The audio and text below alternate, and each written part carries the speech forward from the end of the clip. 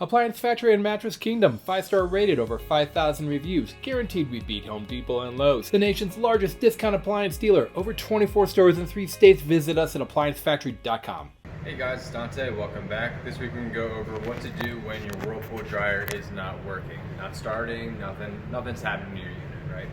So one thing that you can do, it's a really easy test. You can throw it onto a time dry cycle if you like. And then what you're going to do is have your door open, and what you can do is hold down your door switch right here and hit start. So that's going to allow you to see if your door is making contact with this switch. That's going to initiate the motor. Now if you see, this door's not closed all the way. We have a gap here. That's another thing that's going to prevent your dryer from starting.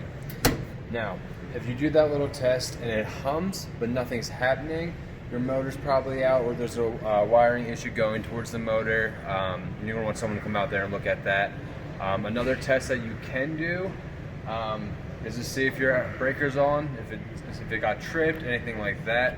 But typically when your dryer doesn't start, it could be the motor, it could be a thermal fuse that's located on the blower housing. If you're a little bit more hands-on, you want to try and fix it yourself, what you can do is take these apart. They're very simple. And you'll find a little fuse on the blower housing located pretty much right about here in this area.